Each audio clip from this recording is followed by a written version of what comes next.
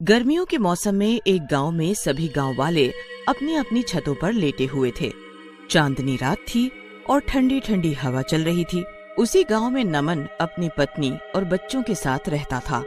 नमन का बेटा राजू चांद की ओर देख रहा होता है और नमन से बोलता है, पिताजी, ये चांद रात में चांद होता है और दिन में सूरज क्यों बन जाता है?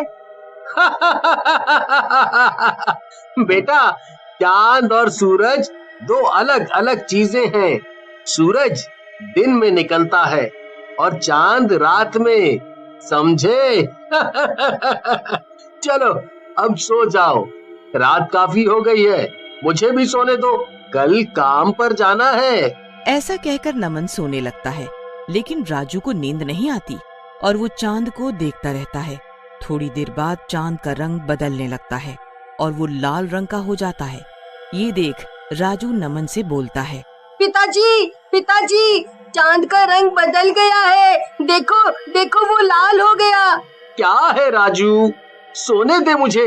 ना तो खुद सो रहा है और ना मुझे सोने दे रहा है। क्या हुआ, क्या बात है? राजू डरते हुए चांद की तरफ इशारा करता है। नमन चांद को देख घबराते हुए बोलता है, ये क्या हो रहा है?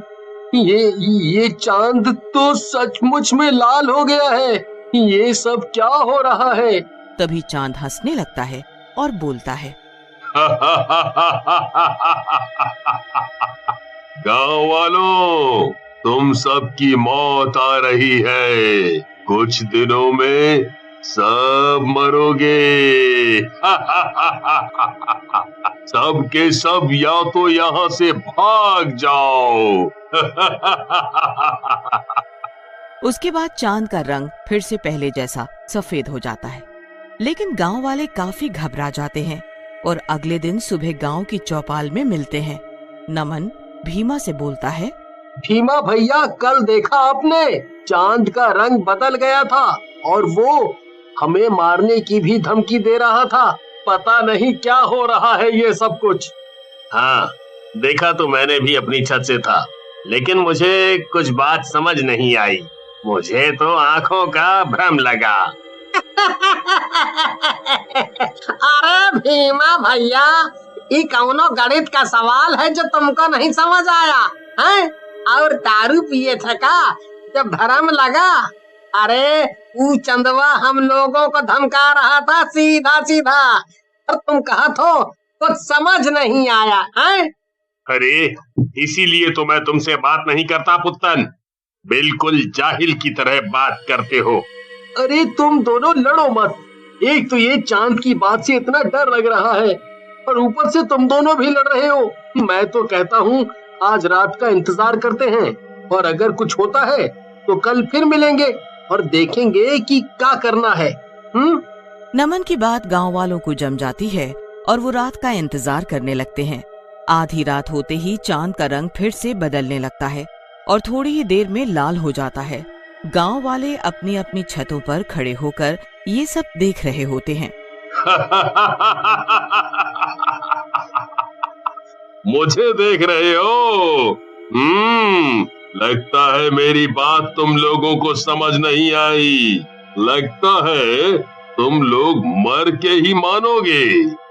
चांद की बात सुनकर नमन कहता है, चांद जी, ये हमारा गांव है, हम इसे छोड़कर कहीं नहीं जाएंगे। लेकिन तुम हो कौन? लगता है तुम लोगों ने मरने का ठान लिया है। अगर ऐसा ही है तो ये ही सही। चांद के ऐसा बोलते ही वहाँ जोरों से लाल रंग की बारिश होने लगती है। ये देख गांव वाले घबरा जाते हैं। लेकिन वहीं पर एक शराबी जिसका नाम दिनेश होता है बोलता है, अरे तुम लोग तो कह रहे थे कि लाल रंग की बारिश हो रही है। मुझे तो ये रेड वाइन लग रही है। दिनेश की बीवी सीमा गुस्से में चिल्लाती है और बोलती है, हाय रे, मेरी फूटी किस्मत, कहां से मैं इस शराबी के पल्ले पड़ गई। अरे मनहूस, ये शराब नहीं खून है। तुझे खून और शराब में फर्क नहीं पता चलता क्या? हाय रे हाय। सीमा के मुंह से खून का नाम आते ही सब गांव वाले बारिश की बूंदों को हाथ में लेते हैं। वो बूंदे सच में इंसानी खून होता है। अरे ये तो सचमुच में खून है। सब के सब भागो और अपने घरों के अंदर चले जाओ। नमन की बात सुनकर सारे गांव वाले घर के अंदर चले जाते हैं और छिप जाते हैं। रात भर वो खून की बारिश होती रहती है। सुबह होने पर गांव वाले घरों से बाहर निकलते हैं। चारों तरफ खून ही खून होता है। अरे ये सब क्या हो गया? हमारी तो गेहूं की पूरी फसल ही बर्बाद हो गई। अरे पुत्तन भैया, आप रोइए मत। हमारे यहाँ तो चांद और सूरज की पूजा करते हैं, लेकिन ये सब क्या हो रहा है कुछ समझ नहीं आ रहा। हम सब गांव वाले आपके साथ हैं। हमारी भी फसलें खराब हो गई हैं। हमें मिलकर इस समस्या का समाधान निकालना होगा। क्या समाधान निकालोगे नमन तुम? देखा नहीं उस चांद ने हमें क्या कहा है? इस गांव को छोड़कर चले जाओ। भीमा भैया, आपको जाना है तो जाओ। मैं ये गांव छोड़कर कहीं नहीं जाऊंगा। ये मेरा गांव है। मैं एक शैतान से डरकर गांव नहीं छोड़ सकता। ऐसा कहकर नमन वहाँ से चला जाता है। रात होते ही वही खूनी चांद फिर से निकलता है और बोलता है, तुम गांव वाले लगता है ऐसे नहीं जाओगे। अगर ऐसा है तो मरो फिर।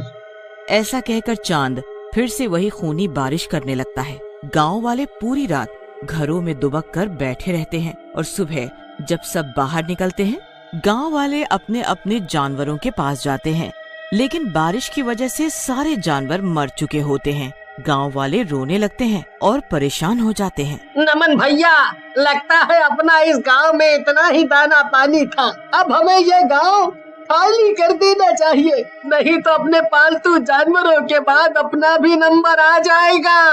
हाँ। ऐसा कहकर भीमा और उसके पीछे सभी गांव वाले वहाँ से चले जाते हैं। तभी नमन का बेटा राजू वहाँ आता है और नमन से कहता है, पिताजी, मुझे आप पर गर्व है। आप सचमुच में बहादुर हैं। मैं आपके साथ ही रहूंगा। राजू की बात सुनकर नमन को हिम्मत आ जाती है और वो गांव से दूर एक जंगल में एक साधु बाबा के पास जाता है। साधु बाबा नमन को देखकर मुस्कुराने लगते हैं और बोलते हैं, आओ नमन बेटा, आओ। इस दिन का तो मैं कई वर्षों से इंतजार कर रहा था। बाबा, आप मुझे कैसे जानते हैं? आप और मैं तो पहले कभी नहीं मिले।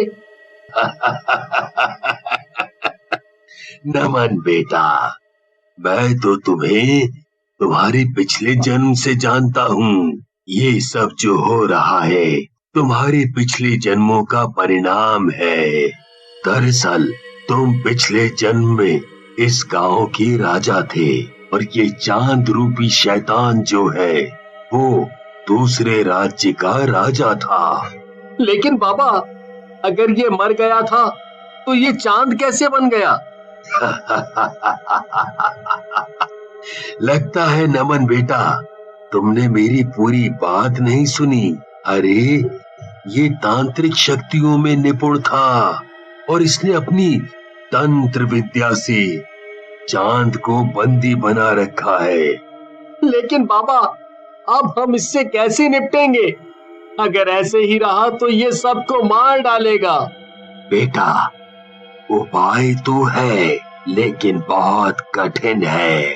बाबा, कुछ भी हो, मैं लोगों की जान बचाने के लिए कुछ भी करूंगा। बेटा, तुम्हें अपने बेटे राजू के अंदर मेरी आत्मा को जाने देना होगा, क्योंकि चांद के पास जाकर ही उस शैतान को मारा जा सकता है। नमन के हाँ करते ही साधु बाबा अपने प्राण त्याग देते हैं और उनकी आत्मा नमन के साथ जाती है। रात में चांद गांव में फिर निकलता है। नमन छत पर राजू के साथ खड़ा होता है, लेकिन तभी साधु बाबा की आत्मा राजू के अंदर प्रवेश कर जाती है और नमन को दूर धक्का दे देती है। दुष्ट शैतान, नमन को तू छू भी नहीं सकता। आज तेरी मौत पक्की है। ऐसा कहकर राजू चांद के मुंह के अंदर घुस जाता है। चारों तरफ जोर से रोशनी होती है और बहुत जोरों से बिजली कड़कती है। जब रोशनी हटती है तो शैतान की लाश नीचे पड़ी होती है और राजू बेहोश होकर नमन की गोद में गिरता है और सब गांव वाले भी वापस अपने गांव आ जाते हैं।